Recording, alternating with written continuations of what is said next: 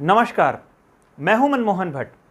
अगर कोई भी व्यक्ति, कोई भी संस्था या कोई भी संगठन सरकार के किसी आदेश से संतुष्ट नहीं होता तो उसके लिए हाई कोर्ट या सुप्रीम कोर्ट जाने का विकल्प हमेशा खुला रहता है। विधानसभा में 250 के आसपास भर्तियों को निरस्त कर दिया गया उत्तराखंड से। उसके बाद सबको इस बात का अंदाजा पहले से था कि जिन लोगों को बर्खास्त किया गया है वो नैनीताल हाई कोर्ट की शरण में जरूर जाएंगे। ये तमाम लोग नैनीताल हाई कोर्ट की शरण में गए भी हैं। भूपेंद्र सिंह बिष्ट, अपर निजी सचिव प्लस अन्य लोग नैनीताल हाई कोर्ट में गए हैं और अपनी बात उन्होंने नैनीताल हाई कोर्ट में रखी है। इसमें जो तर्क दिया गया है उसमें याचिकाकर्ता और उनके साथियों ने तर्क दिया है कि जो सरकार की नियमावली है वो विधानसभा में लागू नहीं होती। अब ये एक अजीब सी बात है कि विधानसभा में वो नियमावली लागू क्यों नहीं हो सकती जो राज्य सरकार के तमाम विभागों के लिए शासन स्तर पर तैयार होती है।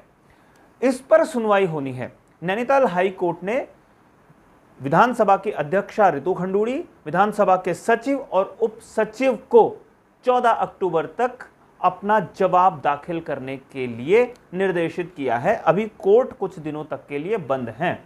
मनोज कुमार तिवारी की बेंच में यह पूरा का पूरा मामला लगा हुआ है और इस पर अगली सुनवाई 14 अक्टूबर को ही होनी है। भूपेंद्र सिंह बिष्ट ने जो तर्क दिया है, उन्होंने कहा कि उनको पहले उपनल के जरिए नियुक्ति दी गई थी, मतलब वो टेम्पररी अरेंजमेंट जो उपनल के जरिए कर्मचारी रखे जाते हैं, और 2016 दिसंबर में उनको तदर्थ के आधार पर नियुक्त किया गया। ये मान रहे हैं कि उनको तदर्थ के आधार पर नियुक्त किया गया था। वो एक तर्क और देते हैं कि विधानसभा में ऐसे सैकड़ों कर्मचारी हैं जिनको 4 वर्ष की सेवा के बाद ही नियमित कर दिया गया था, स्थायी कर दिया गया था, लेकिन उन्होंने 6 वर्ष तक की सेवा की उपनल और अन्य माध्यम से और उनको स्थायी नहीं किया गया है।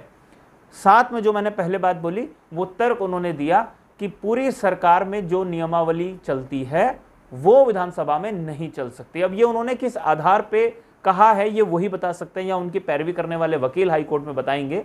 हो सकता है देश के किसी राज्य में ये प्रावधान हो कि वहां पर जो नियम कायदे सरकार के लिए हैं वो नियम कायदे विधानसभा के भीतर या विधानसभा में ना चलते हों।